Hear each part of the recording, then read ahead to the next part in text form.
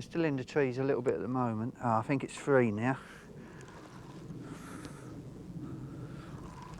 And what it's trying to do now is get around the back of that island there, so we'll give it a bit more pressure. Yeah, fortunately it's just come our side of the island. It's a good water for testing your skills here. Obviously if you've only just started carp fishing, you wouldn't fish close to some of these islands.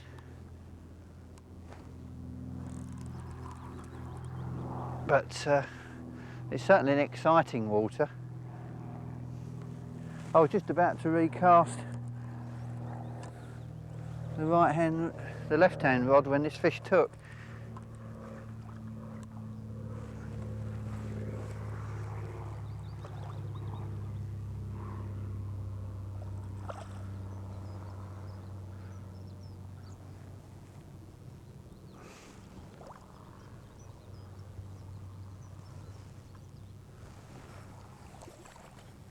Here it comes. Best not lift the net till you're absolutely sure it's in. You see that one nearly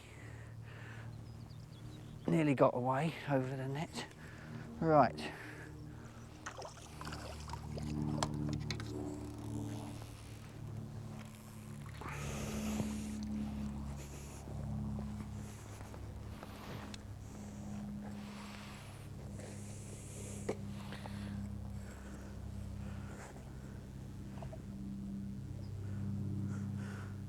They're certainly feeding well today. Not all days are like this.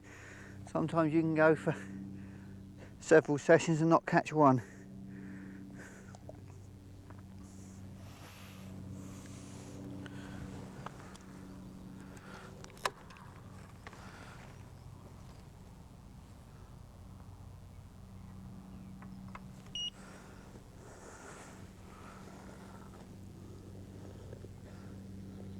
It's about 8 pounds. Lovely scale pattern.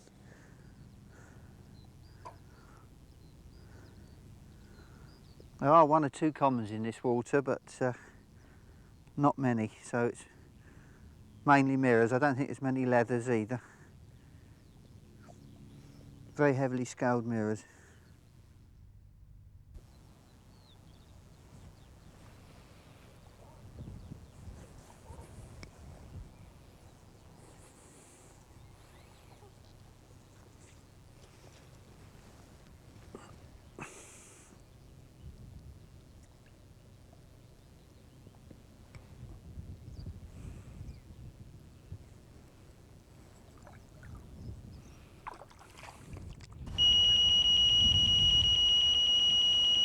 A firm strike is made with a 2-pound test curve rod. When fishing for carp from the start, use a rod of at least 1 pound test curve, 10 to 12 feet in length and with an alter action. A fixed spool reel with a line capacity of at least 100 yards and a line strength between 8 to 12 pounds for open water fishing is ideal. Hooks need to be strong and reliable. My preference is for partridge hooks, which are made in Redditch, but there are many other makes you can use with confidence. Knots must be good, and I always use my version of the blood knot, which is twice through the eye of the hook and 5 turns up the line.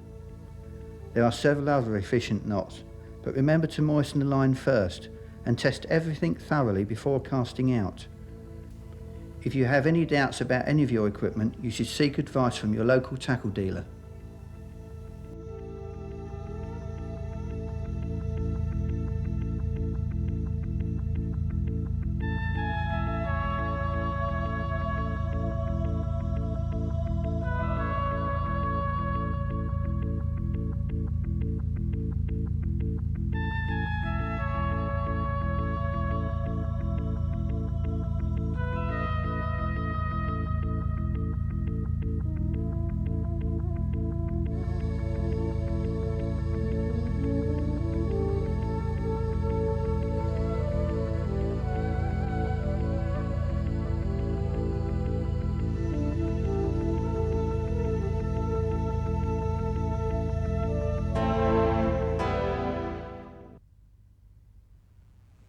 Another one about £8.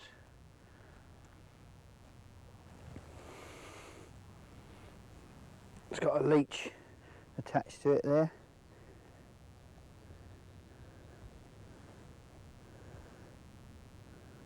I'll just pull that off. In the winter time, carp tend to get a lot of leeches on them, but this time of year you just see the odd one. Mainly because in the winter time they spend a bit of time laying up between feeds.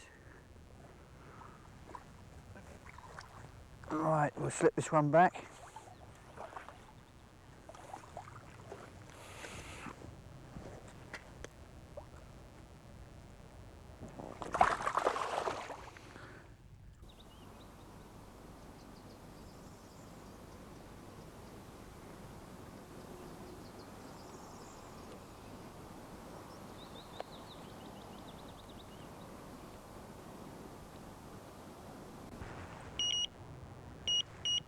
Looks like we've got one here. Something's happening.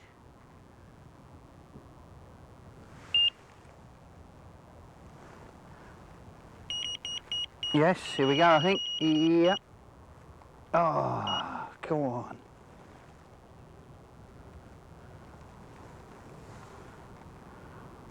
I thought that was going to go then.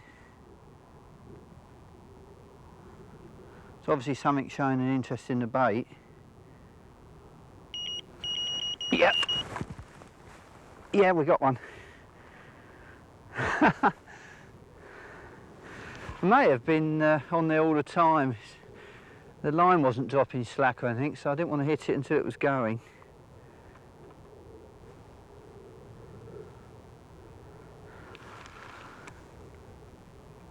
A little bit of grating on the line. I think what's happening is we're fishing. I think we're fishing on a bit of a gravel bar, and the fish has just gone down across the other side of it, and the line's just coming across the stones on the top.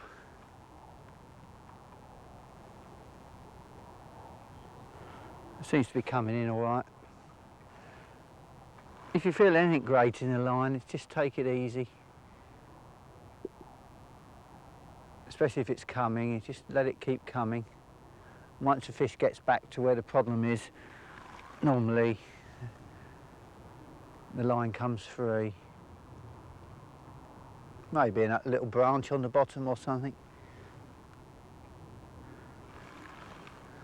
Just be patient and let it come back. It's not coming back so much now.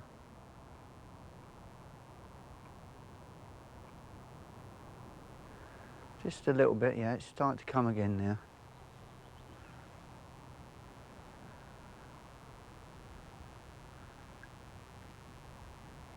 Yeah, it's gradually coming.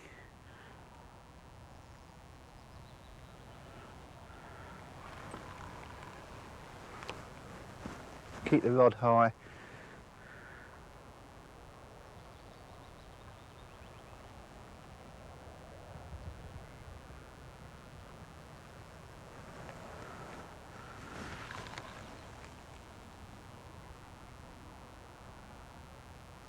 It's gradually starting to come again now. If you get impatient at this stage and you start pulling and heaving, then you will almost certainly lose the fish.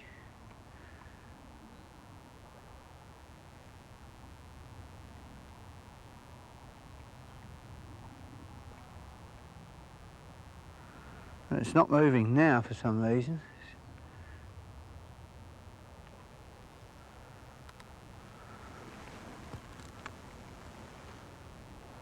I think there's probably a branch or something on the bottom out there, because we're not into any snags there that are visible.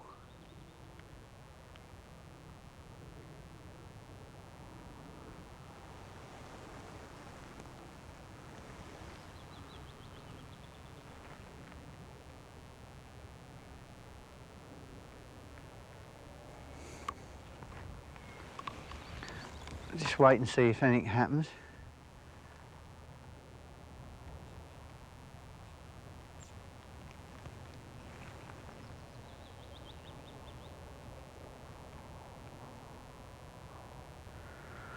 think what I'll do is I'll let the line go a little bit slack, because it's definitely snagged solid on something. Best thing is just let it go slack and just watch and wait. Sometimes the fish will take the line back through the snags and then we can carry on the fight. Yeah, it's taking line now. It's definitely taking line, which is good. So we'll just carry on. Just gently pull back. You can see the rod tip jerking there as it's grating on something.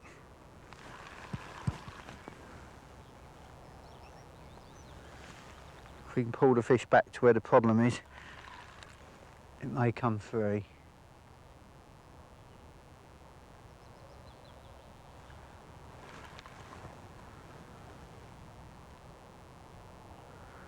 Yeah, I think it's come free now.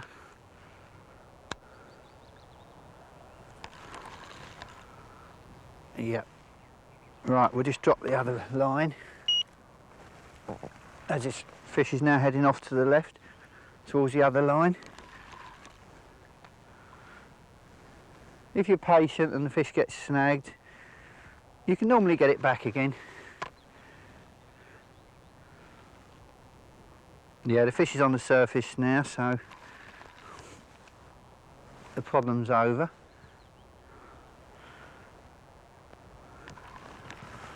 It's a much slower fish, this one. Could be a bit bigger.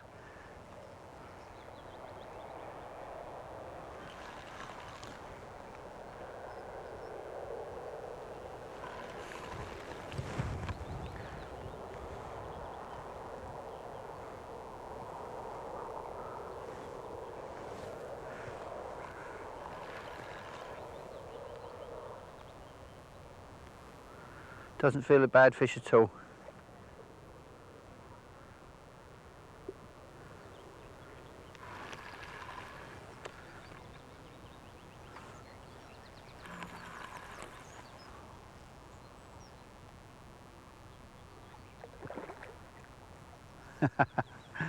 Just let the clutch off a little bit in case it decides to go off a mad dash.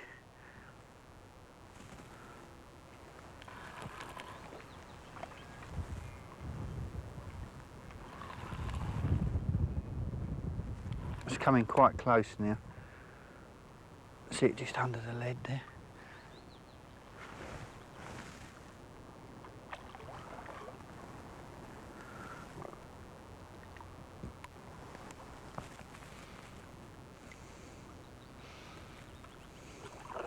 You can see the advantages of a compound taper rod, bending all the way through. With fast taper rods, only the tip bends, and at close range like this you can easily pull the hook out with a fast taper rod. Fast taper rods are normally used for long range fishing. I'll just ease the clutch off a little bit there because it's on the surface a lot.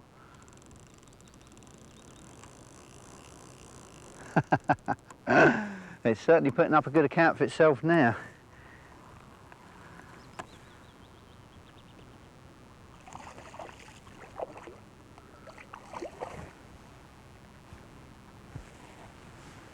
Just make sure the net's ready.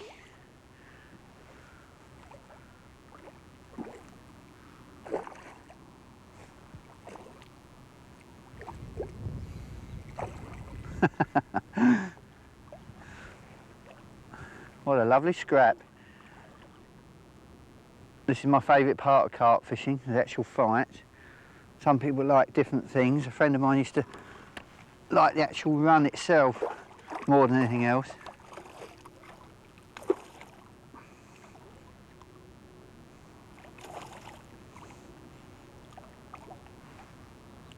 I think it's caught up with the other line a little bit, which is not helping.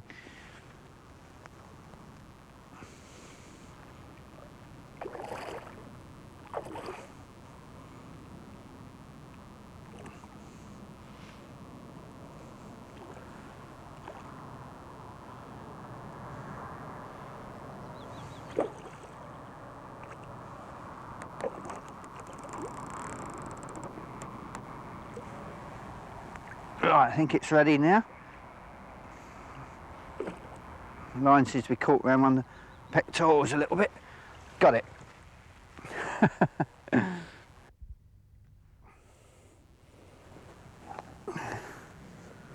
That was a good fight. That's got a slightly deformed tail, this fish. You often see this with carp, distinguishing marks like that on the tail. Easily recognisable. And over the years you can watch a fish like this grow. Each time it gets caught you make a note of the weight.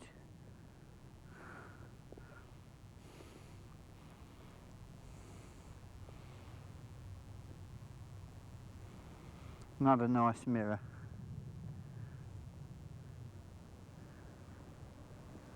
I don't think we need to weigh this one. It's probably 8 or 9 pounds. Right, put it back.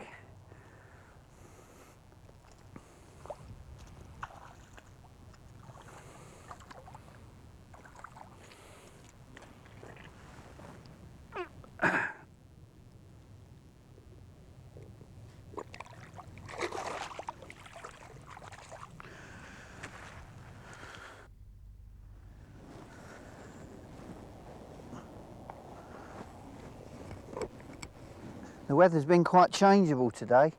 It started off nice and sunny, now it's come overcast and a little bit of rain on and off.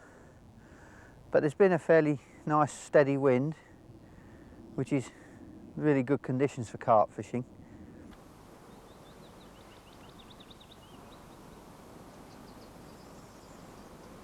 I haven't had any action on the right hand rod, the chickpea rod, for a little while now.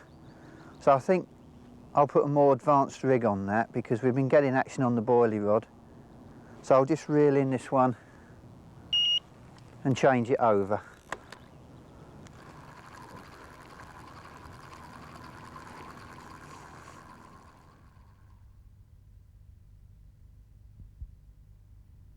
This is the rig I'm now going to try. It incorporates a sliding lead, a bead and a swivel, just like the other rigs we've been using. But this time it incorporates also a Christ-on hook link material, which is very soft and supple. Normal hair rig hook, but we've attached the chickpea by a 1/2 inch hair. So this is a rig designed for carp that are line shy, that are feeling the line across their lips. A much more advanced rig indeed. So we'll just cast this one out now and see if it can produce a fish for us. Of course, you must remember that when you're not catching carp, it's not always a rig problem. There can be other things wrong. You might have chosen the wrong bait. You might have positioned the bait in a bad spot. Or you might be presenting the bait badly on a rig that's not working very well. So on a new water, if you haven't had any action for an hour or so, it pays to keep using the same rig and bait, but try different spots. I'll just put the indicator on there, and then we'll put some more bait out around the hook bait. Just put that back on the Bitech Viper. And we'll put a few more chickpeas out around the hook bait.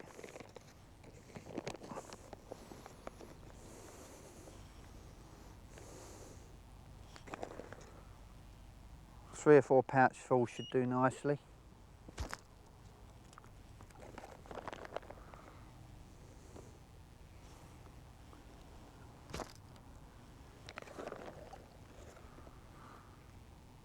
And we'll see if the more advanced rig can produce a fish for us. If not, we'll have to try something else. Just one more.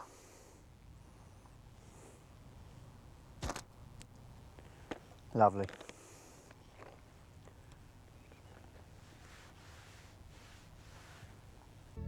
After baiting up with some more chickpeas, it took about an hour for the more advanced rig to produce the biggest carp of the day. A plump, handsome mirror of a little under 15 pounds.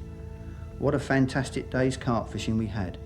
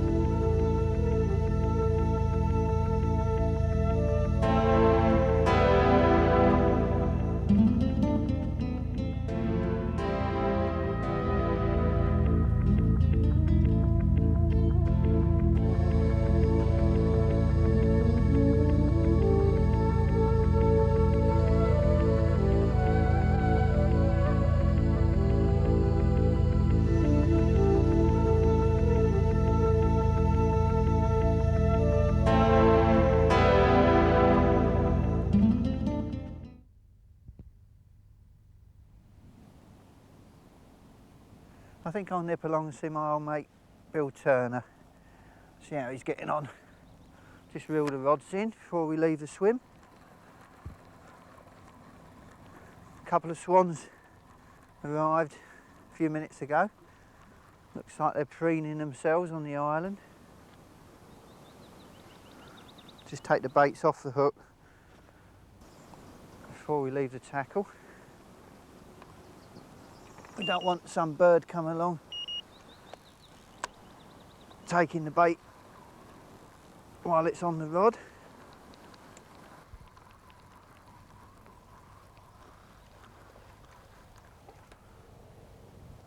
That's handy, the bait come off that one reeling in. Just leave them there.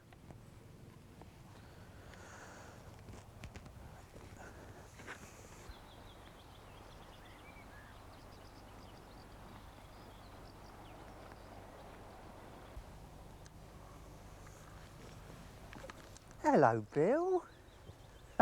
Hello, mate. How are you? Not too bad. How are you getting on? Not so bad. Had 3 or 4. Nothing very decent, but all good fun anyway. Yeah, are you going to show us what your secret bait is? I see you've got it well much covered there. Not much of a secret, this one, I'm afraid. Here we are. Luncheon meat. Plain simple luncheon meat. Cheap, very efficient, excellent carp bait. And how are you fixing it on? Quite simple, really. Reasonable sized cube. Just push the hook gently through the cube and just attach it, a little small piece of grass just in the bend of the hook there to stop it pulling back. Smashing, nothing too technical. Nothing too technical. Ordinary nylon hook length to a swivel, small bead and a free running lead. Very simple, very, very effective. Yeah? It's good to see the spools on your reels are nice and full. Yes, very important. A lot of people forget that. Yes. Better for long distance casting, and if you hook a fish and it takes a long run. Yes. It's nice. Yeah. You like the old Shimano's, I see. Yep, I prefer this particular one. This is, you know, I like the fighting drag system personally. Smashing. Right, I'll let you cast out Okay. again because I don't want to stop you catching, otherwise you'll be telling me off. Well, You fishing far out? no, I'm not. I've got a bar.